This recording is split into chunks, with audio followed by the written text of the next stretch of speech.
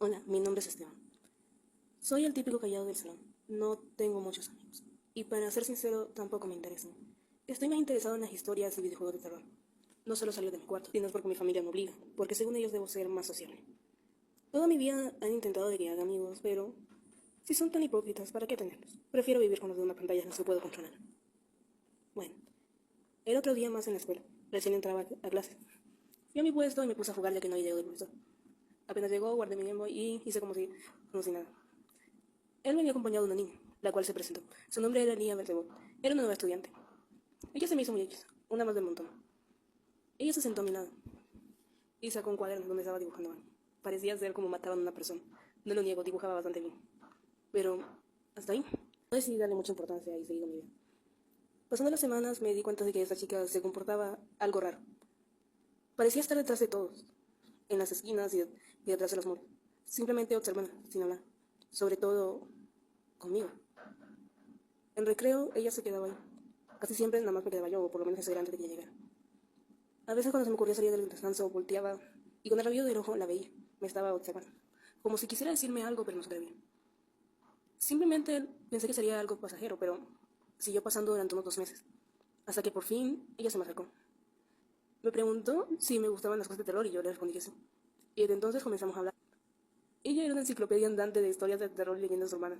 Hasta que ella llegó a mi vida, no había sabido lo que era un amigo como tú. Sabía escuchar y no hablaba tanto. O bueno, a menos que subía del tema. Si era así, hablaba por 2 horas seguidas, dando cualquier dato. Ella comenzó a contarme sobre creepypastas y cosas así. Y resultó que teníamos ese interés en común. Ella era fanática de, ella era fanática de un creepypasta llamado Tetsutobi. Y yo era fan de Maski. ¿Entienden? Por Marvel Hunters. Era una de mis series favoritas. Conforme la conocía más, fui descubriendo más de su historia. Ella tenía una vida muy triste. Sus padres no le prestaban atención y básicamente estaba sola todo el tiempo. Ella me confió secretos, yo los míos, y conforme pasaba el tiempo nos volvimos mejores amigos, y, pasados los años, mucho más que eso. Sí, ella y yo nos volvimos novios. Como anécdota chistosa es que mi padre no me tuvo esperanza, incluso se burló cuando dije que ella era mi novia. Sí, estuvo riéndose un buen rato hasta que mi mamá le dio una mirada asesina. Recuerdo ese día, Lía estaba tan nerviosa. Pero, ante todo, yo estaba convencido de que éramos el uno para el otro, dos raros unidos. Una de las cosas que más amaba era bailar con Lía. Nunca nadie había hecho eso con ella. Y, para serles sinceros, practiqué durante meses para bailar con ellas en el ballet de 15 años. Era algo difícil, ya que algo que no mencioné es que Elia tiene tics nerviosos muy leves, que aunque no la afectan del todo, sí era algo molesto, o por lo menos difícil para ella mantener la coordinación. Porque cada vez que la tocaban, ella temblaba sin control. Debieron haber visto nuestras prácticas, eran tan divertidas. Pero dejando de lado la diversión, se preguntarán por qué el padre de Yasmin no era el que practicaba para bailar con ella. Pues muy simple, él se rindió.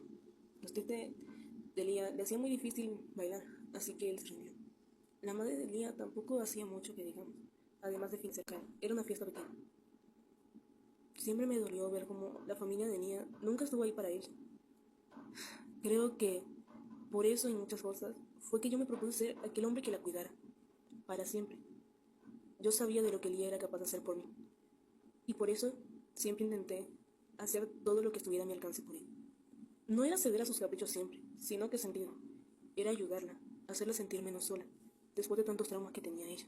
Después de algún tiempo, cuando ella ya tenía 15 y yo unos 16, decidimos hacer algo especial para Halloween. Bueno, en realidad ella me convenció. Queríamos disfrazarnos de máscaras y todo.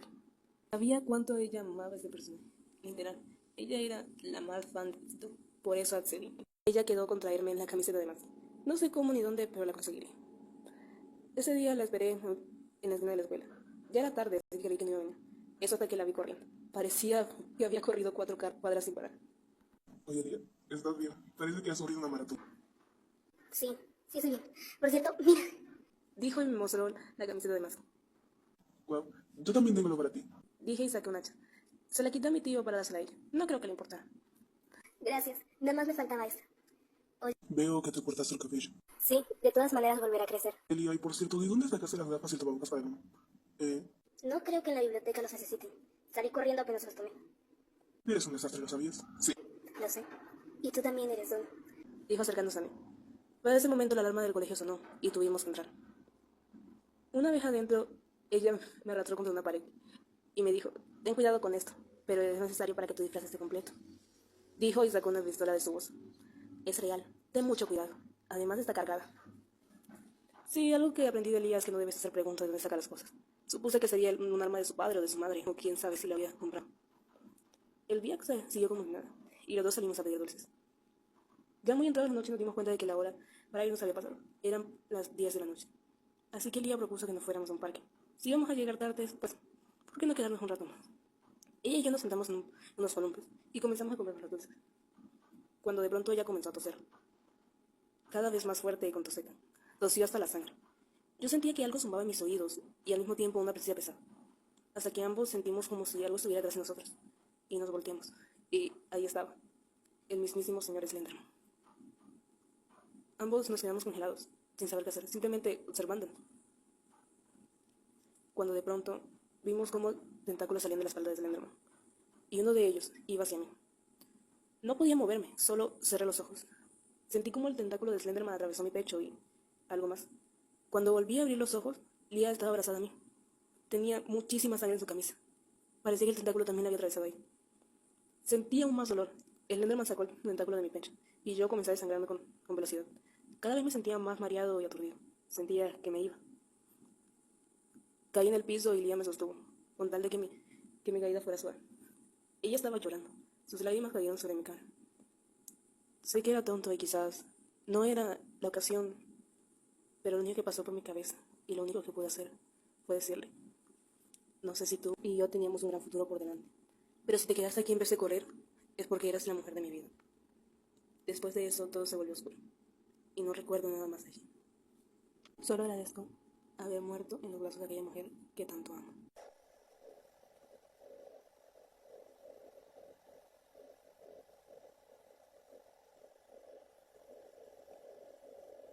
¿Sabes algo? Yo alguna vez tuve una vida normal, con una familia normal. Estos somos yo, mi padre, mi hermano pequeño, mi hermana mayor y mi madre embarazada de mis dos hermanos, antes de que todo se viniera abajo.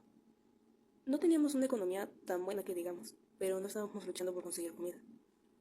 Vivíamos en casa de mi abuela, todos juntos.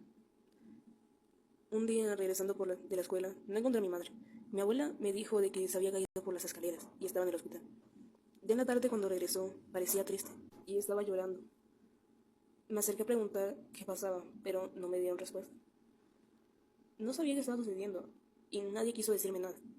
Así que tuve que preguntarle a mi abuela, quizás ella lo sabía. Después de hablar, vino, me abrazó, me dio un beso en la frente y con mucha tristeza me dijo que mis hermanitos que estaban por nacer, ya no podían nacer. El golpe que se había dado mi mamá fue fatal para ellos, lo que provocó un aborto. Y ahora además, mi mamá no podía tener hijos. Eso solo fue el comienzo de la tormenta. Mis padres peleaban cada vez más. Parecían tristes por estos y se sacaban su enojo uno con el otro. Pero yo sé que ninguno tenía la culpa. Mientras eso pasaba, mi hermano pequeño se enfermó. ¿De qué? No lo recuerdo. Era bastante pequeña, así que tantos nombres difíciles no eran fáciles de recordar para mí. Hicimos todo lo posible por cuidarlo, pero al final él murió. Esto hizo que las cosas entre mis padres se calentaran aún más. Ya ni siquiera nos prestaban atención a mí y a mi hermana Yasmín, la cual se encargaba de cuidarme ahora junto a mi abuela. Yasmín parecía enferma. Cada vez estaba más delgada, tenía tos que nunca se le quitaba, con ningún remedio. Eso lo digo porque sé que mi abuela es muy buena con eso, cuidar a Yasmín. Ella estaba mareada, débil, y apenas se concentraba en las cosas. Parecía paranoica y se asustaba muy fácil, pero intentaba estar fuerte para mí, aunque yo podía ver a través de ella y sabía que estaba sufriendo.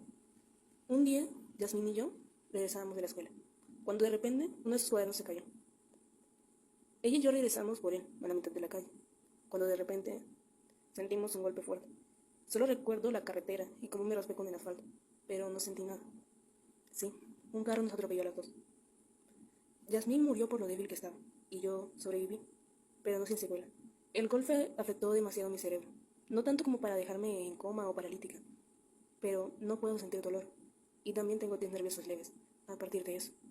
La muerte de Yasmín fue la gota que derramó el vaso, y mis padres comenzaron los trámites para divorciarse. Mientras ellos estaban ocupados con sus cosas, yo me vi obligada a vaciar la habitación de mi hermana. Quería guardar algunas de sus cosas que aún pudiera utilizar, y entre eso encontré una libreta. Era una libreta negra que decía muchas cosas raras adentro. Pero algo que se quedó grabado en mi mente fue la palabra creepypastas. Sí, la portada decía